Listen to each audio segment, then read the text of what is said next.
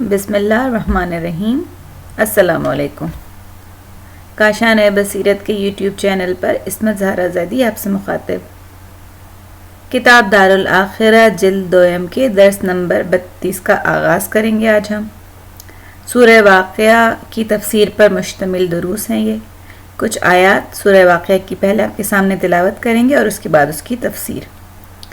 بسم اللہ الرحمن الرحیم۔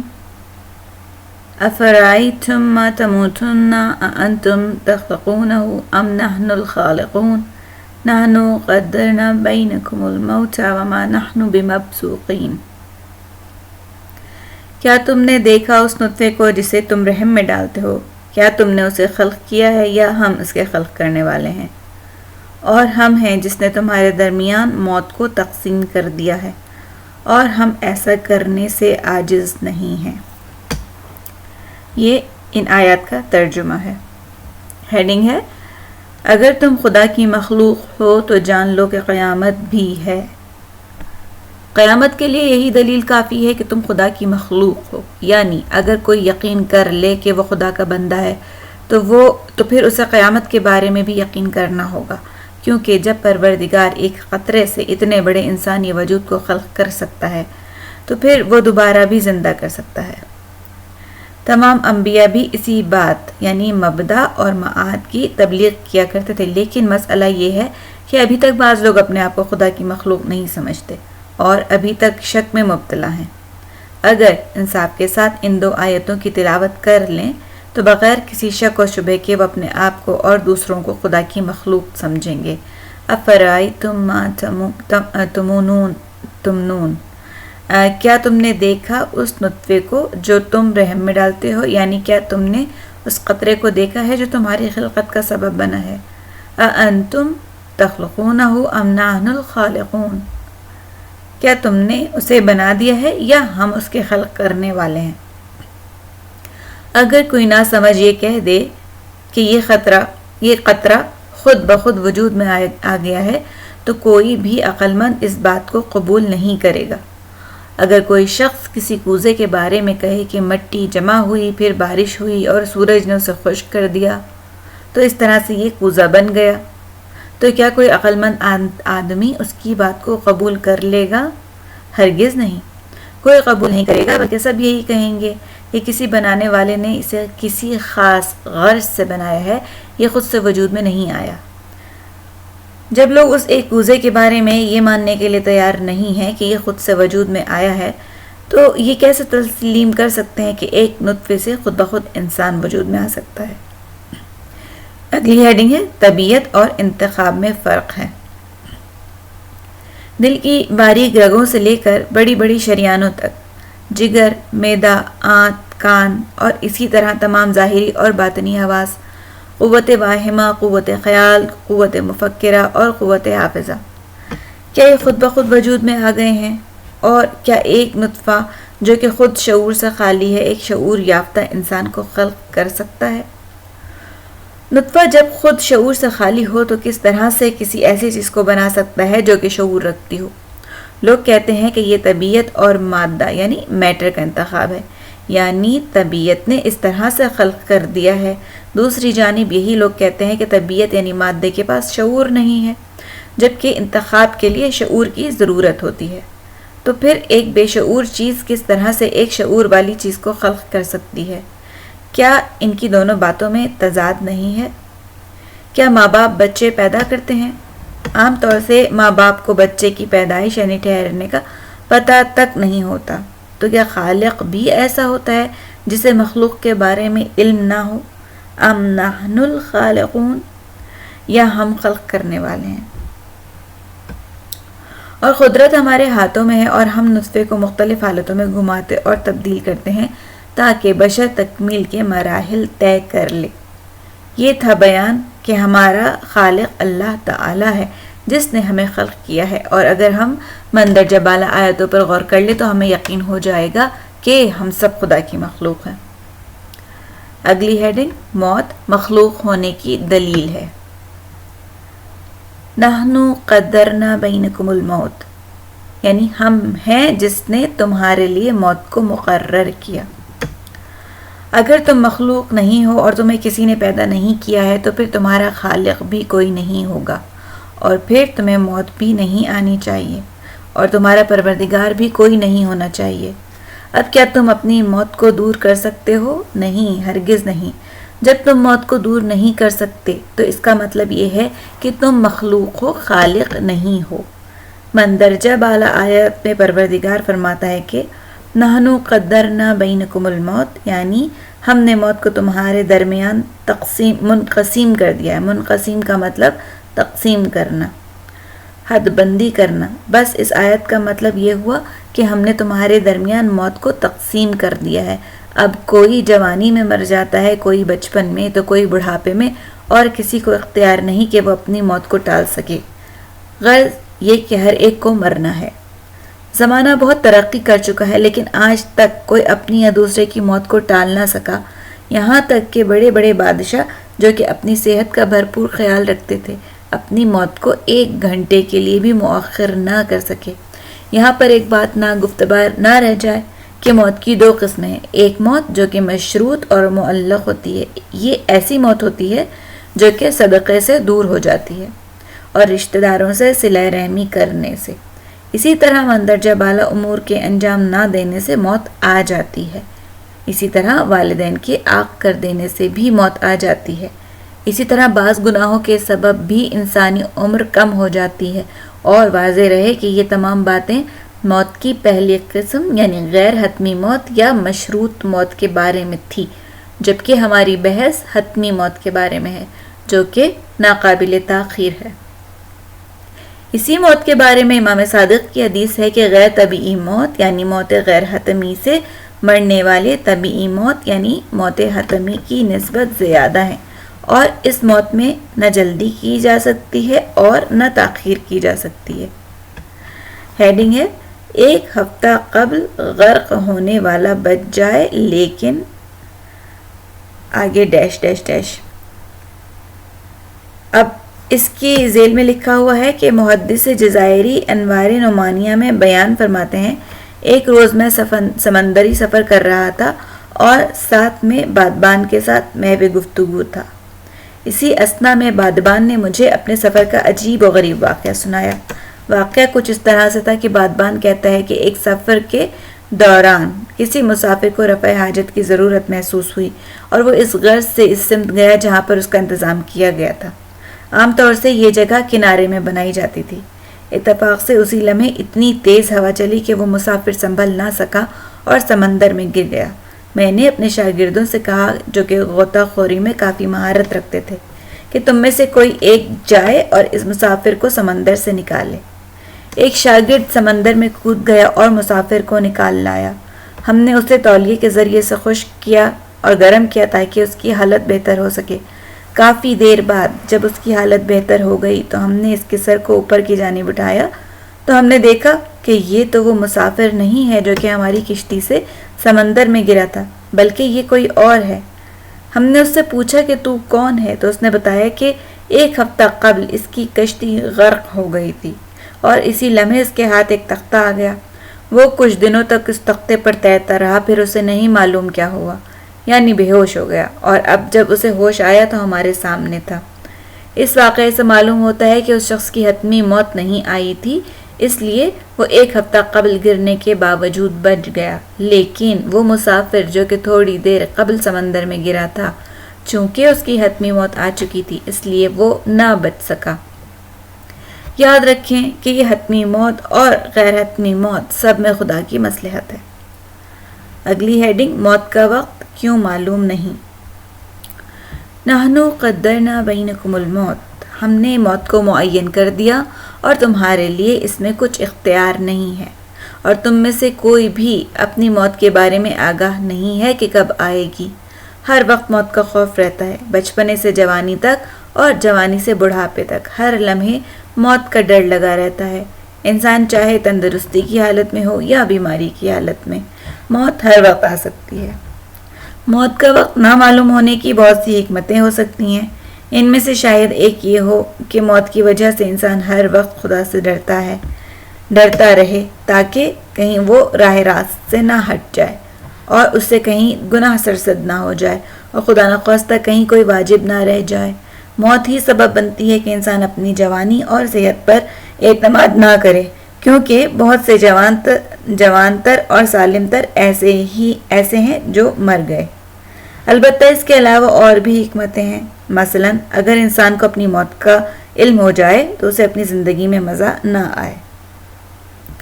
اگلی ہیڈنگ ہے موت کے وقت خدا کی قدرت کا ظاہر ہونا۔ اگرچہ خدا کی قدرت کائنات کے ہر ذرے سے آشکار ہے، لیکن ایک وقت ایسا ہے جہاں خدا کی قدرت کا ظہور بہت زیادہ آشکار ہے، اور وہ ہے موت کا وقت، جیسا کہ ہم اسماء الہی کو دعائے جوشن کبیر کے ضمن میں پڑھتے ہیں۔ یا من فی الممات قدرتہ، یعنی اے وہ خدا جس کی قدرت ہمارے مرتے ہی آشکار ہو جائے گی اور معلوم ہو جائے گا کہ خدا کی قدرت سب چیز پر غالب ہے۔ مرنے کے بعد معلوم ہوگا کہ ہم کتنی سنگین چیزوں کو اٹھا لیا کرتے تھے اور ہماری زبان کتنی آسانی کے ساتھ حرکت کیا کرتی تھی، ہمارے ہاتھ پاؤں کس آسانی کے ساتھ حرکت کرتے تھے اور ہماری آنکھیں جس طرف چاہتی تھیں گھوم جاتی تھیں، ہم جہاں چاہتے تھے دیکھتے تھے۔ لیکن جب موت کا وقت آیا تو ہمارے اعضاء و جوارے جواب دے گئے، تب ہمیں معلوم ہوا کہ ہمارے اعضاء کی قوت ہماری نہیں تھی بلکہ اللہ تبارک و تعالی کی عطا کردہ تھی۔ لا حول ولا قوت الا باللہ، کہ کوئی قوت اور قدرت نہیں سوائے اللہ کے۔ اے قیامت کا انکار کرنے والو، کیا تمہاری قدرت موت کے وقت کام آ سکتی ہے؟ امام صادق سے روایت ہے کہ جب بھی تم چاہو تمہارا دل عبادت کے لیے نرم ہو تو تم موت کو یاد کرو۔ ریفرنس موجود ہے اس بات کا کتاب منازل الآخرہ سے۔ آگے پڑھتے ہیں۔ اسی وجہ سے اہل ایمان کی عادت میں سے ہے کہ وہ ہفتے میں 2 دن جمعرات اور جمعے کو قبرستان جاتے ہیں۔ اس بات کا بھی ریفرنس موجود ہے، لیالی الاخبار صفحہ نمبر 270 ہے یا صفحہ نمبر 27، مس پرنٹ ہے اس وجہ سے نظر نہیں آ رہا۔ آگے بڑھتے ہیں کہ یہ اہل ایمان ہفتے میں 2 دن قبرستان جاتے ہیں تاکہ موت ان کو یاد رہے اور وہ موت کو نہ بھولیں۔ یہاں پر صفحہ نمبر 19 پر درس نمبر 32 کا اختتام ہوا۔ صفحہ نمبر 20 پر درس نمبر 33 کا آغاز ہو رہا ہے۔ آئیے شروع کرتے ہیں۔ درس نمبر 33۔ بسم اللہ الرحمن الرحیم۔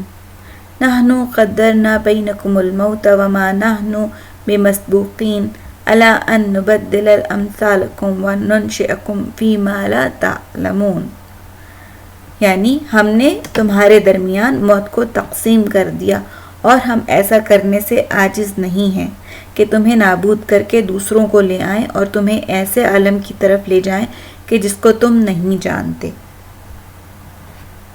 ہیڈنگ اس کے بعد ہے موت نابودی کا نام نہیں ہے۔ بعض لوگوں کا خیال ہے کہ موت نابود ہو جانے کا نام ہے۔ جب وہ لوگ اس غلط مفروضے کو تسلیم کر لیتے ہیں تو خود بخود ایسی مشکلات کی طرف روبرو ہو جاتے ہیں جو مذکورہ بالا مفروضے کی پیداوار ہے۔ مثال کے طور پر جب یہ فرض کر لیا جائے کہ موت یعنی نابودی، موت یعنی عدم، تو پھر پروردگار یہ کیسے کہہ سکتا ہے نحن قدرنا بینکم الموت، کہ ہم نے موت کو تقسیم کر دیا ہے؟ کیا کوئی نابود چیز تقسیم ہو سکتی ہے؟ دوسری مشکل جو ان مفروضے کے تحت پیدا ہوتی ہے وہ یہ کہ جب موت نابودی ہے تو یہ خدا کی مخلوق کس طرح سے واقع ہو سکتی ہے، جبکہ خدا خود فرماتا ہے کہ الذی خلق الموت والحیات، یہ پروردگار وہ ہے جس نے موت اور حیات کو خلق کیا۔ محققین ان اشکالات کا جواب دیتے ہیں کہ موت مطلق نابودی کا نام نہیں ہے بلکہ عدم ملکہ کا نام ہے، یعنی حیات کے نہ ہونے کا نام موت ہے۔ مندرجہ بالا بیان شاید عام لوگوں کے لیے، یعنی جو کہ علم منطق اور فلسفے سے آشنا نہیں ہیں، قابل فہم نہ ہو، لیکن مطلب کو بیان کرنے کے لیے ہم مجبور ہیں کہ اس کو بیان کریں۔ ملکہ اور عدم ملکہ ہمیشہ ایک دوسرے کے مقابلے میں آتے ہیں۔ مثال کے طور پر ایک انسان جس کے پاس آنکھیں نہ ہوں اسے ہم اندھا کہتے ہیں، بس مذکورہ بالا مثال میں آنکھ کا ہونا ملکہ اور اس کا نہ ہونا یعنی اندھا ہونا عدم ملکہ کہلائے گا۔ اس بات کے برعکس ہم ایک دیوار کو اندھا نہیں کہہ سکتے، کیونکہ آنکھ کا ہونا ایک ملکہ ہے اور اس ملکے کی صلاحیت دیوار میں نہیں ہے، جس کے فقدان کی وجہ سے ہم دیوار کو اندھا کہہ سکیں، کیونکہ عدم ملکہ وہاں پر صادق آتا ہے جہاں پر ملکہ کی صلاحیت ہو۔ اگر آپ اس مثال کو سمجھ گئے تو اب ہم اپنے موضوع کی طرف آتے ہیں کہ ہم حیات عدم یعنی موت اور عدم ملکہ کا وہاں پر اطلاق کر سکتے ہیں جہاں پر ملکہ یعنی حیات کی صلاحیت ہو، جبکہ نابودی اور عدم محض میں حیات کی صلاحیت نہیں ہے جس میں حیات عدم کے لفظ کا اطلاق کیا جا سکے۔ اس بیان کے ذریعے سے ہم ان مشکل اشکالات کا جواب دے سکتے ہیں۔ ہیڈنگ ہے موت اور حیات دو امر وجودی اور آپس میں ضدیں ہیں۔ بعض محققین کا کہنا ہے کہ موت اور حیات آپس میں ضد ہیں، یعنی ایسی دو وجودی اشیاء جو کہ کبھی آپس میں نہ ملتی ہوں، جیسے کہ شب و روز جو کہ آپس میں ضدیں کہلاتے ہیں اور آپس میں کبھی نہیں ملتے۔ مثلا اگر رات ہوگی تو دن نہیں ہوگا، اگر دن ہوگا تو رات نہ ہوگی۔ اسی طرح موت و حیات آپس میں کبھی نہیں ملتے، جب موت ہوگی تو حیات نہ ہوگی اور جب حیات ہوگی تو موت نہ ہوگی۔ ایسا نہیں ہو سکتا کہ ایک چیز ایک ہی وقت میں زندہ بھی ہو اور مردہ بھی۔ اس بات سے واضح ہو جاتا ہے کہ موت اور حیات نابودی کا نام نہیں، بلکہ یہ دونوں وجودی چیزیں ہیں اور دونوں پروردگار کی مخلوق ہیں۔ اس بات کی طرف روایت بھی اشارہ کرتی ہے، جیسے کہ امام صادق سے روایت ہے کہ زندگی اور موت دونوں خدا کی مخلوق ہیں۔ اس قول کا ریفرنس موجود ہے شرح نہج البلاغہ ابن میثم۔ اس بیان کے مطابق موت ایک حالت سے دوسری حالت کی طرف منتقل ہو جانے کا نام ہے اور روح کی حیثیت ایک چراغ کی سی ہے جس کی روشنی انسانی آنکھ، کان، منہ اور دوسرے اعضاء کو منور کرتی ہے، اور انسان اسی روح کی بدولت سنتا اور دیکھتا ہے۔ جب روح اس بدن سے رخصت ہو جائے تو موت واقع ہو جاتی ہے اور تمام اعضاء و جوارح ناکارہ ہو جاتے ہیں اور اسی کا نام موت ہے۔ ہیڈنگ ہے موت یعنی گہری اور لمبی نیند۔ جب روح بدن سے نکل جاتی ہے تو روح کا رابطہ بدن سے ٹوٹ جاتا ہے اور بدن جمادات کی مانند بے جان اور عقل و شعور سے خالی ہو جاتا ہے۔ بألفاظ دیگر یہ کہا جا سکتا ہے کہ موت ایک گہری اور طویل نیند کی مانند ہے۔ عام نیند اور موت میں بس اتنا فرق ہے کہ عام نیند میں بعض حواس مثلا نظام تنفس اور نظام ہاضمہ وغیرہ کام کرتے رہتے ہیں، جبکہ موت میں یہ سب ناکارہ ہو جاتے ہیں اور موت کی وجہ سے روح اور بدن کا رشتہ ٹوٹ جاتا ہے۔ زندگی روز روشن کی مانند جبکہ موت تاریکی شب کی طرح ہے۔ جب ہم نابودی خیال کرتے ہیں جبکہ ایسا نہیں ہے، بلکہ موت کے بعد انسان کامل تر ہو جاتا ہے اور اس کے احساسات کامل تر ہو جاتے ہیں اور وہ بدن کے پنجرے سے آزاد ہو جاتا ہے۔ پہلے وہ صرف آنکھوں کے دو سوراخوں سے دیکھتا تھا جس میں محدودیت تھی اور وہ شاید 1 میل سے زیادہ نہیں دیکھ سکتا تھا۔ وہ دیوار کے پیچھے سے نہیں دیکھ سکتا تھا، لیکن مرنے کے بعد اس پر سے حجاب اٹھ جاتا ہے، اس کے لیے تمام اشیاء واضح اور روشن ہو جاتی ہیں۔ دوسرے لفظوں میں موت انسان کو کامل کرتی ہے اور روح کو آزادی دلاتی ہے۔ مومن انسان کی روح اس طرح سے باہر نکلتی ہے جیسے صدف سے موتی نکل جائے، یا ایسے کہ جیسے کوئی پرندہ کسی پنجرے سے آزاد ہو جائے۔ اسی وجہ سے امام علی موت کے مشتاق ہیں، بلکہ وہ قسم کھا کر فرماتے ہیں۔ یہ نہج البلاغہ کا ریفرنس دیا گیا ہے کہ جہاں پر امام علی اس بات کو فرما رہے ہیں۔ نہج البلاغہ خطبہ نمبر 5 کہ خدا کی قسم علی ابن ابی طالب موت سے اس سے بھی زیادہ مانوس ہے جتنا کہ ایک بچہ اپنے ماں کے سینے سے مانوس ہوتا ہے۔ کیا امام علی ایک نابود چیز سے مانوس ہے؟ نہیں، بلکہ وہ جانتے ہیں کہ موت کے بعد ملکوت اعلیٰ کی طرف سفر کرنے والے ہیں، جہاں دنیا کی تمام پریشانیوں سے نجات مل جاتی ہے۔ واقعی اس عظیم نعمت پر خدا کا شکر ادا کرنا چاہیے۔ الحمدللہ الذی خلق الموت والحیات۔ اس کے بعد ذیل میں ہم باقی ماندہ آیت کی طرف اشارہ کرتے ہیں۔ وما نحن بمسبوقین علی ان نبدل امثالکم۔ ہیڈنگ ہے کسی قسم کی ناتوانی خدا میں نہیں۔ مسبوق پیچھے رہ جانے، ضعیف اور ناتوانی کے معنوں میں استعمال ہوتا ہے۔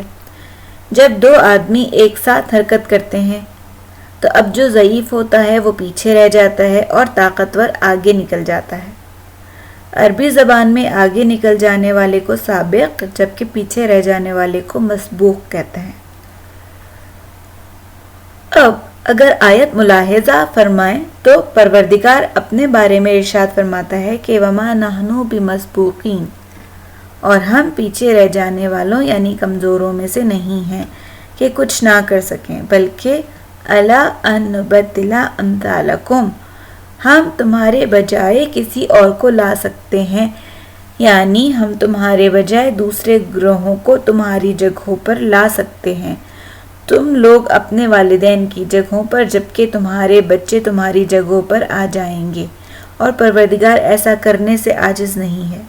اور جب ہم نے کسی کی موت کو مقرر کر دیا تو تم سب مل کر بھی اسے ٹالنا چاہو تو نہیں ٹال سکتے، اور اس میں کچھ دیر کی تاخیر بھی نہیں کر سکتے۔ شیخ الرئیس ابو علی سینا جو کہ علم طب کے بہت بڑے ماہر تھے، جن کی کتاب القانون جو کہ طب کے موضوع پر لکھی گئی ہے بہت مشہور ہے، 49 برس کی عمر میں انتقال کر گئے، جبکہ بہت سے ایسے لوگ گزرے ہیں جنہیں علم طب سے چنداں آشنائی نہ تھی، لیکن وہ لوگ ابو علی سینا کی نسبت دوگنی زندگی گزار کر اس دنیا سے گئے۔ خلاصے کے طور پر کہا جا سکتا ہے کہ خدا کی سنت رہی ہے کہ ایک گروہ اس دنیا سے جائے، دوسرا گروہ ان کی جگہ لے لے، اور اس سنت الہی کے آگے ہر چیز مغلوب ہے، اور اللہ کی سنت ہر چیز پر غالب ہے۔ اگلی ہیڈنگ کی طرف بڑھتے ہیں۔ ایسے عالم کی طرف آؤ گے جس سے بے خبر تھے۔ وَنُنشِئُکُم فِیمَا لَا تَعْلَمُونَ، یعنی تمہیں نہیں معلوم اور تم نے کبھی اس کا خیال بھی نہ کیا ہوگا کہ مرنے کے بعد کیا ہوگا اور مرنے کے بعد کہاں جاؤ گے، اور کیسی کیسی منزلیں درپیش آئیں گی اور کس مرحلے سے گزرنا ہوگا۔ حضرت امام جعفر صادق علیہ السلام کا ارشاد گرامی ہے کہ قیامت میں 50 مقامات ایسے آئیں گے جہاں پر رکنا ہوگا، اور ان 50 مقامات میں سے ہر ایک مقام پر 1000 سال رکنا ہوگا۔ البتہ یہ توقف ہر شخص کا اپنی مشکلات کے اعتبار سے ہوگا۔ اس بات کا ریفرنس موجود ہے امام کے اس قول کا بحار الانوار جلد نمبر 3۔ آخرت میں کیا حال ہوگا؟ کیا آپ نے سنا ہے کہ رحلت کے وقت امام حسن مجتبیٰ گریہ کر رہے تھے؟ اس رونے کی وجہ دریافت کی گئی تو امام نے فرمایا کہ دوستوں کی جدائی اور حول مطلع۔ یہ حول مطلع کیا ہے؟ یہ حول مطلع کے بارے میں ریفرنس موجود ہے اور یہ لیا گیا ہے بحار الانوار کی جلد نمبر 10 سے۔ ابن اسیر نے اپنی کتاب نہایت اللغہ میں اسی طرح علامہ طبرسی نے مجمع البیان میں بیان کیا ہے کہ ہول اشراف من وضع اعلی الجدار، کہ جب کوئی شخص اونچی جگہ سے کسی خوفناک منظر کو دیکھے، اب اس منظر کو دیکھنے کے بعد جو حالت پیدا ہوتی ہے اسے عربی میں حول مطلع کہتے ہیں۔ بس امام حسن فرما رہے تھے کہ موت کے وقت حول مطلع اور دوستوں سے جدائی ہوگی۔ اس وقت انسان کا کیا حال ہوگا جب اس کے سامنے سے پردے ہٹ جائیں گے اور وہ جنتی لوگوں کو دیکھے گا، پروردگار کی رحمتوں اور احسانوں کو دیکھے گا، اسی کے ساتھ ساتھ جہنمیوں کو بھی دیکھے گا۔ اس لمحے اس کے اضطراب کا کیا عالم ہوگا؟